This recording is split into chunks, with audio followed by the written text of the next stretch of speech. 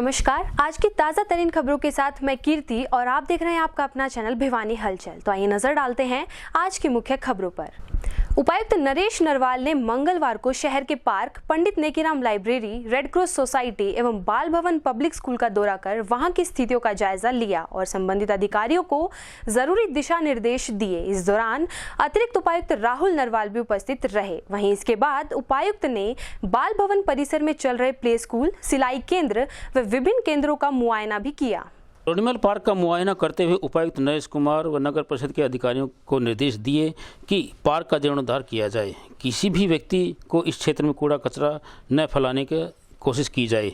यदि कोई व्यक्ति या संस्था एनिमल पार्क को गंदा करता हुआ पाया गया तो उसके खिलाफ 5,000 रुपये का जुर्माना किया जाएगा। उन्होंने नगर परिषद अधिकारियों को निर्देश दिए कि पार्क में बने हुए स्टेज को दुरुस्त किया जाए और रंग रोगन करवाकर इसका सौंदर्यीकरण किया जाए। उन्होंने अतिरिक्त उपायुक्त को निर्देश दिए कि पार्क में इस बार रामलीला का मंचन किया जाना है, इसलिए पार्क को दुरुस्त करके यहाँ पर पर्याप्त पार्किंग व्यवस्था का इंतजाम किया जाए। इस अवसर पर उपायुक्त ने एनिमल पार्क में बनाए गए हरित बेल्ट का भी मुआयना किया और अधिकारियों को निर्देश दिए कि इस बेल्ट में लोगों के सैर सपाटे की व्यवस्था की जाए। इसके पश्चात उपायुक्त ने नेकीराम लाइब्रेरी का मुआयना कर वहां के कर्मचारियों व पाठकों को लाइब्रेरी की सुविधा का जायजा लिया। इस मौके पर उपायुक्त ने उच्च शिक्षा के अधिकारियों को निर्देश दिए कि लाइब्रेरी में पाठकों की सुविधा के लिए एयर कंडीशन रूम का प्रबंध किया जाए तथा तुरंत प्रभाव से वाईफाई भी लगवाया जाए। कुछ इंस्टीट्यूशन देखे थे, कुछ प्लांटेशन का प्रोग्राम किया था जो हमारे एंट्री पॉइंट हैं शहर के। आज हांसी रोड पे एडीसी साहब के साथ प्लांटेशन की है। हमारी जो भी एंट्री हैं रोहतक की है या लोहारू से है, दादरी से है, तो इम्पोजिंग होनी चाहिए। तो हमारी कोशिश ये रहेगी कि अच्छी प्लांटेशन हो अभी, क्योंकि सीज़न इस साल तो चला गया है और नेक्स्ट ईयर वो हम एक कोई प्लान बनाएंगे जिससे कि शहर में सुंदरता आए, प्लांटेशन अच्छी लगे।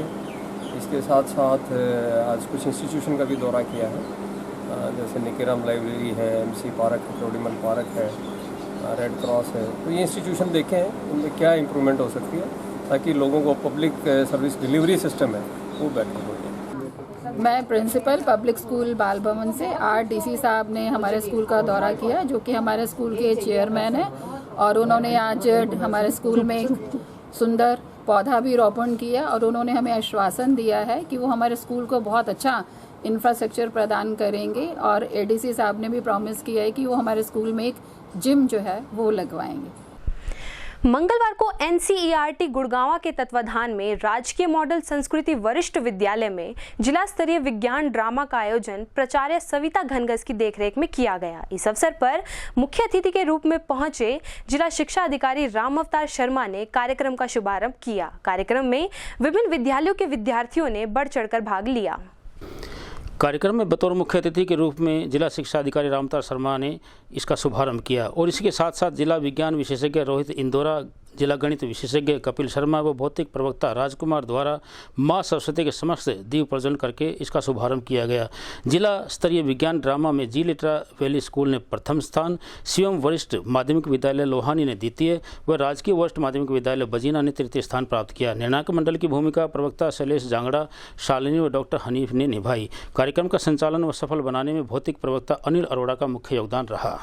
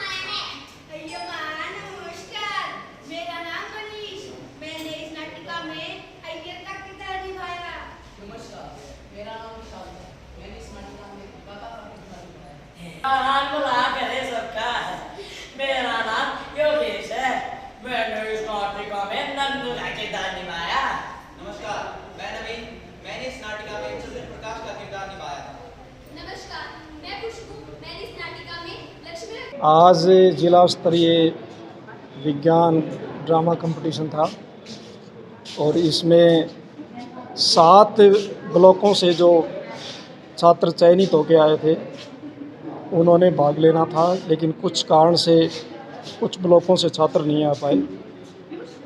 तो जिन बच्चों ने भाग लिया है उसमें फर्स्ट, सेकंड, थर्ड जो है टीमें छांटी गई है। पहले स्थान पर जो टीम है वो जी लिटरा स्कूल की आई है और ये टीम आगे जाएगी अब स्टेट लेवल पर अपना रिप्रेजेंटेशन देने के लिए। कितना फ़ायदा होगा बच्चों का साइंस का? फ़ायदा, सारी बातें फ़ायदे नुकसान के लिए नहीं होती। वैसे साइंटिफिक एटीट्यूड, वैज्ञानिक दृष्टिकोण उत्पन्न करना ये विज्ञान का मुख्य उद्देश्य है हमारे। इसके लिए जिला स्तर पर डिस्ट्रिक्ट मैथ स्पेशलिस्ट और डिस्ट्रिक्ट साइंस स्पेशलिस्ट हैं जो महत्वपूर्ण कार्य कर रहे हैं। और जितनी भी ये प्रतियोगिताएं विज्ञान से संदर्भित हैं, गणित से संदर्भित हैं, उनका आयोजन करवाते ही हैं। और इनका प्रमुख उद्देश्य यही है कि बच्चों में वैज्ञानिक दृष्टिकोण उत्पन्न हो।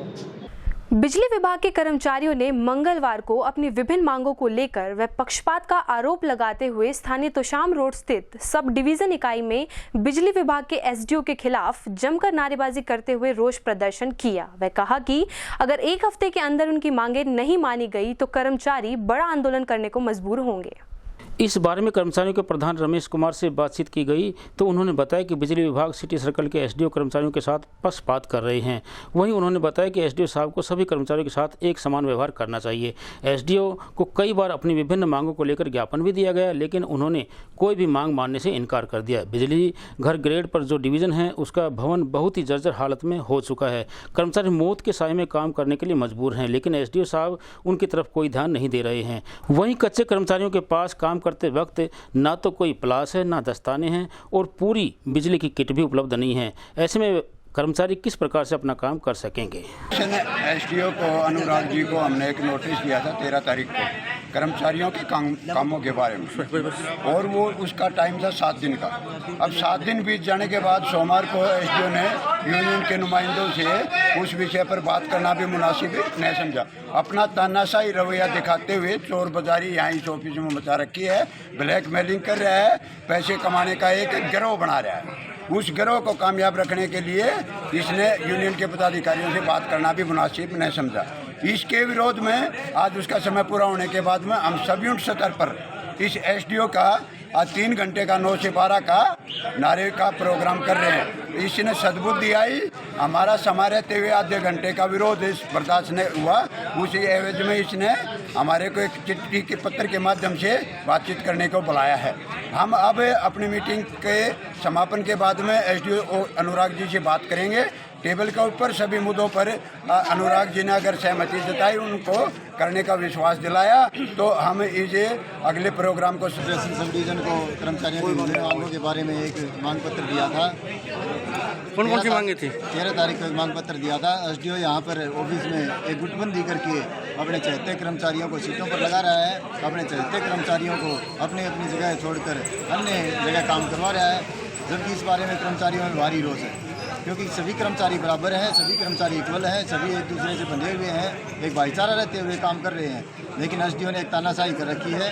जो इसके गुर्गे हैं उनको तो यह बिल्कुल सरल काम देता है, अन्य जो कर्मचारी हैं उनको ये बार बार से तंग कर रहा है। अब पिछले दिनों की बात है, छोटी छोटी कमियां कर्मचारियों में ढूंढ रहा है, जबकि ये नहीं देख रहा कि मैनेजमेंट हमें कितनी फैसिलिटी दे रहा है। बिजली कर्मचारी रात दिन एक करके जनता का काम कर रहा है, लेकिन ये एसडीओ एक अफसरशाही करके कर्मचारियों को प्रताड़ित कर रहा है। मंगलवार को नगर परिषद कार्यालय से लेकर घंटाघर, सराय चोपटा, बिचला बाजार होते हुए नगर परिषद कर्मचारियों द्वारा अपनी विभिन्न मांगों को लेकर शहर भर में रोष प्रदर्शन किया गया। इस अवसर पर उन्होंने सरकार से हटाए गए कर्मचारियों को जल्द से जल्द ठेके पर वापस लिए जाने की मांग भी की। आज का प्रदर्शन करते हुए पुरुषोत्तम दानव ने कहा कि वर्षों से ठेके पर लगे कर्मचारियों को इंदौर की कंपनी ने हटा दिया है। इसके चलते परिवारों का रोजी रोटी का संकट खड़ा हो गया है। उन्होंने कहा कि ठेका सफाई कर्मचारी नगर पालिका कर्मचारी संघ हरियाणा के बैनर तले शहर में प्रदर्शन करते हुए हटाए गए कर्मचारियों को वापस लेने की मांग की है। उन्होंने कहा कि सफाई कर्मचारियों को बेरोजगार बनाकर सरकार ने उनके बच्चों को खाने व शिक्षा के अधिकार से वंचित कर दिया है। उन्होंने कहा कि सरकार ने कर्मचारियों को आश्वासन दिया था कि नगर निगम व नगर परिषद में किसी भी कर्मचारी को नहीं हटाया जाएगा। इसके बावजूद भी सरकार ने कर्मचारियों को बेरोजगार बनाने का काम किया है। नगर पालिका कर्मचारी संघ हरियाणा की ओर से पूरा हरियाणा प्रदेश के जो स्थानीय निकाय विभाग की तरफ से जो ठेका छोड़ा गया है, भिवानी का जुम्मे का तुल्य ग्रुप कंपनी है, उसके जुम्मे आया है। और ये चीफ सेक्रेटरी का लेटर भी है कि भी ठेकेदार बदल सकता है लेकिन कर्मचारी नहीं बदल सकते। तो उन्होंने जो अतुल ग्रुप को जो ठेका मिला है, उन्होंने कच्चे कर्मचारी थे जो ठेका पहले जो काम कर रहे थे, वो सारे कर्मचारी हटा लिए और उन्होंने नए कर्मचारी लगा लिए। पहली मांग तो हमारी ये है कि भाई जो ये कर्मचारी जो हटाए गए हैं, चाहे वे कितने भी हों, उन कर्मचारियों को प्रशासन वापस ले। और एक समान काम समान वेतन पूरा हरियाणा प्रदेश के अंदर लागू हो चुका है, वो भिवानी के अंदर अभी तक लागू नहीं हुआ। समान काम समान वेतन लागू करे। ESI 2014 से हमारे सिपाही कर्मचारियों की कटर लग रही है, वो ESI जमा नहीं हुई, EPF जमा नहीं हो रहा। और जो पक्के कर्मचारी हैं उनका 15 महीने से PF जमा नहीं हो रहा।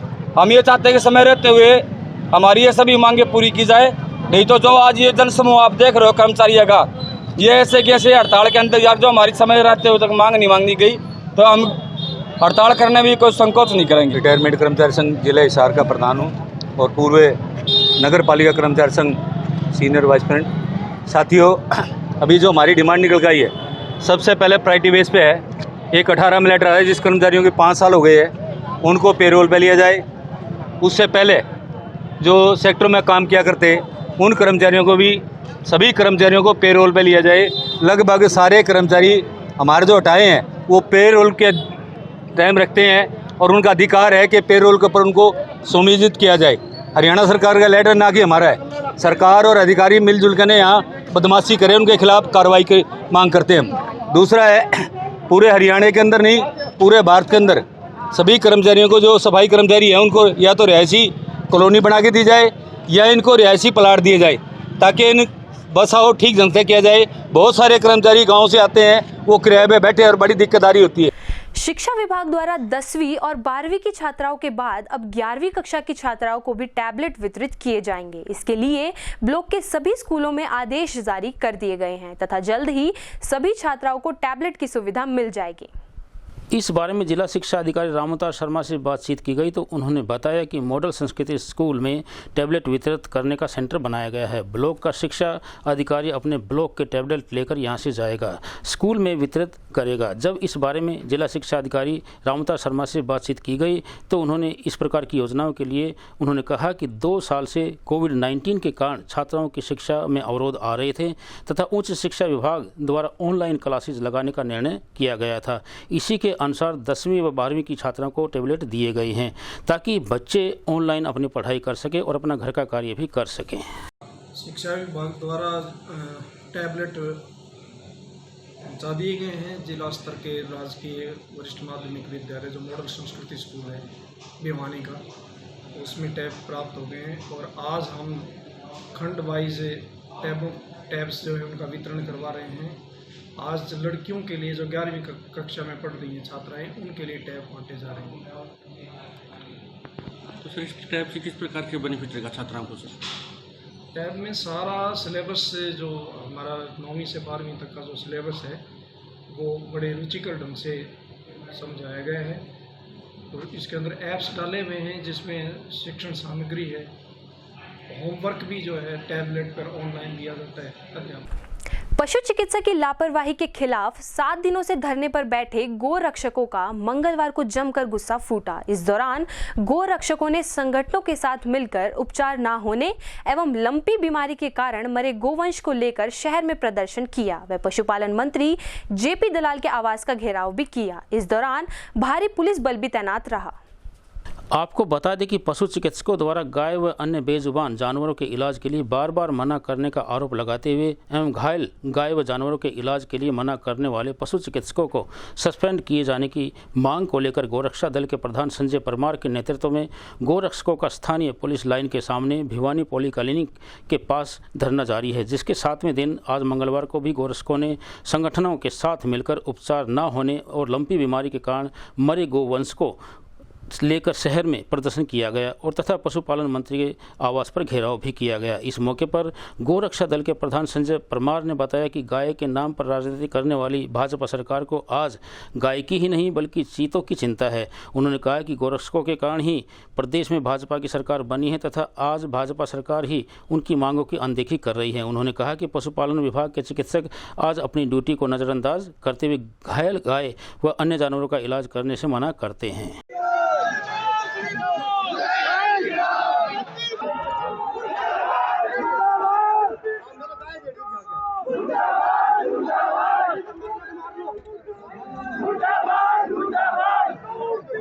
और जेपी दलाल को मृत गाय देकर ज्ञापन देना चाहते हैं कि गौ माता तड़प रही है, बेबस है, पूरा हरियाणा में हाहाकार है।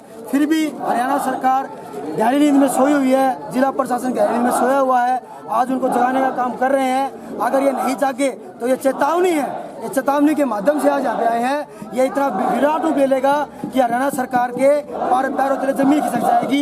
ये चेतावनी के रूप में आज हम यहाँ पे आए हैं। अगर सुधर गए, अगर अभी भी इन्होंने गौ माता की शुद्ध नहीं ली तो ये रूप बहुत विकराल हो जाएगा, जिसका जिम्मेदार हरियाणा सरकार होगी और प्रशासन होगा। तो क्या मानते हैं सरकार जिस प्रकार से चित्ते लाते हैं गाय के सरकार से दुर्गति हो रही है? यही दुर्भाग्य का कारण आज हिंदू संगठन सारे रोड पे उतरे हुए हैं। यही दुर्भाग्य के कारण हिंदू संगठन को रोड पे उतरना पड़ रहा है। बीजेपी सरकार ये कहती है कि हम हिंदुत्व को आगे भी लेके जा रहे हैं। कहाँ लेके जा रहे हैं? आज हिंदू ही रोड पे है। क्यों रोड पे है? इनके कर्तव्यों के कारण। आज हमारी गौ माता एक महामारी से ग्रसित है और ये कुछ भी नहीं कर रहे। जिला प्रशासन क्या कर रहा है? कोई तैयारी नहीं है, कोई चक्कर नहीं है, ऐसे मरने के लिए छोड़ रखा है। ऐसा क्या हो गया? ऐसी क्या सरकार हो गई है? ऐसी सरकार का हम बहिष्कार करते हैं। अगर ये अभी भी होश में नहीं आई तो ये आंदोलन इतना विराट रूप लेगा, इनकी समस्या बाहर हो जाएगा। देखिए, आज एक सोचने का विषय है। गौ माता लगातार मर रही है। जिस प्रकार से लिम्पी वायरस की जो बीमारी है उसने विकराल रूप ले रखा है और राजस्थान के अंदर आपने देखा किस प्रकार से दिन प्रतिदिन गाय मर रही है और हरियाणा के अंदर भी ये बीमारी तेजी से पैर पसार रही है। तो दिन प्रतिदिन जो गाय है वो मर रही है। सरकार को इसके विषय में सोचना चाहिए और सरकार को गाय माता का इलाज कराना चाहिए। आज हमारे साथी ने बताया कि कल गौ माता तड़प रही थी पर अंदर से जो अधिकारी है वो इलाज करने नहीं आया। सोचने का एक विषय है, क्योंकि अधिकारी के अंदर कोई हिंदुत्व नहीं है। क्या अधिकारी हिंदू धर्म से नहीं है? इन लोगों को तो डूब के मर जाना चाहिए। मैं तो ये कहूँगा। एक गाय तड़प रही थी पशु चिकित्सालय के सामने, जो हमारे भिवानी पॉलीक्लिनिक है उसके सामने, जो हमारी गौशाला है उसमें। तो सुबह हमने मैसेज दिया कि ये गाय तड़प रही है जी, डॉक्टर की व्यवस्था कर दो। तो एक डॉक्टर आया, देख के वापस चला गया। 2 घंटे बाद मैंने कहा अभी क्या रहा, अभी आप आए थे, इलाज क्यों नहीं किया? तो उन्होंने जी अंदर ले आओ। मैं यार अंदर तू अभी तो आया था, 2 कदम पे तो है हॉस्पिटल, हमारी गाय आज इलाज कर जा। अनुला जी हमारे को आदेश है ऊपर से, अब भाई हमारे को आदेश है, हम बाहर इलाज नहीं करेंगे। संजय परमार का फोन आ जाएगा, हॉस्पिटल में लेके आओ। हमारे पास रिकॉर्डिंग है, देखिए अभी रिकॉर्डिंग सुनाते हैं आपको डॉक्टर क्या करें।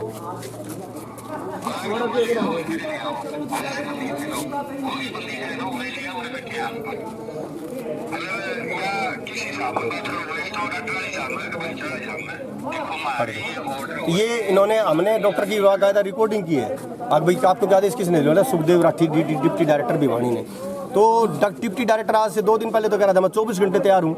2 दिन पहले कह रहा था कि मैं है ना एक भी गाय को मरने नहीं दूंगा।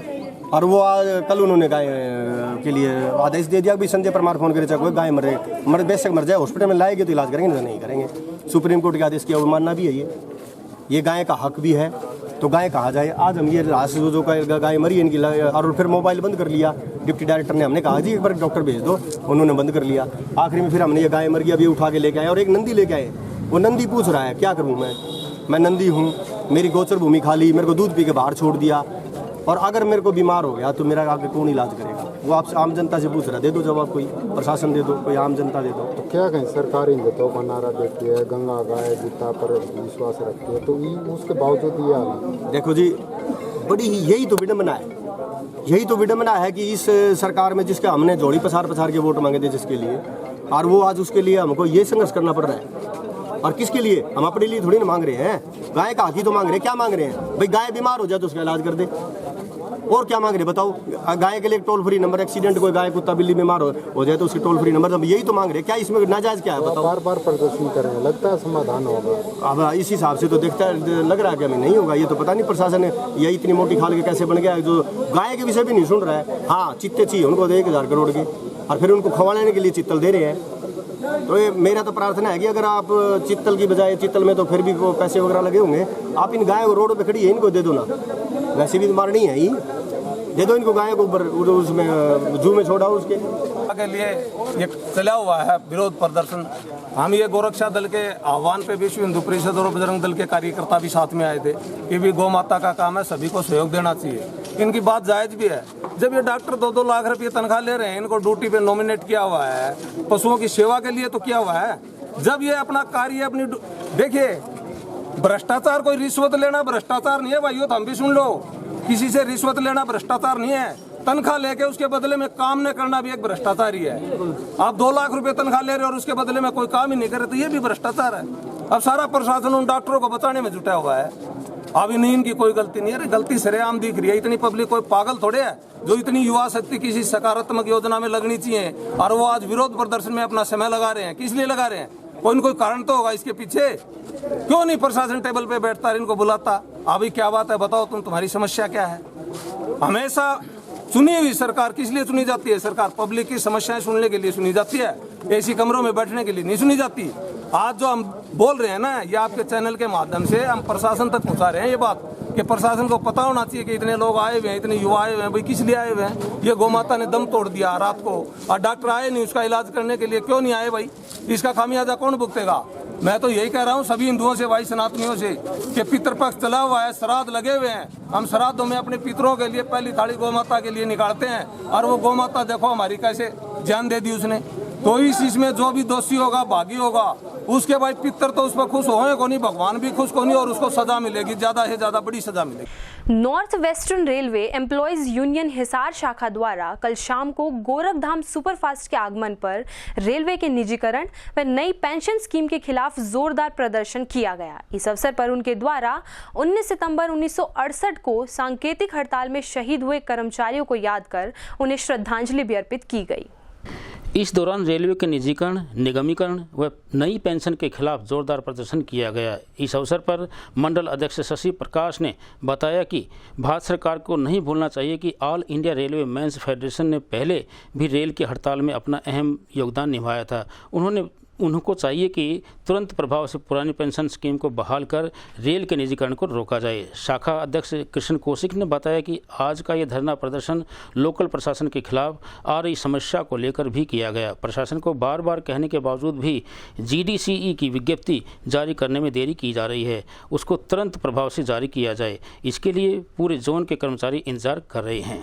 ये जो आज 19 सितंबर 2022 आज शाम गोरखधाम के आगमन पर एक जोरदार हल्ला बोल प्रदर्शन किया गया है।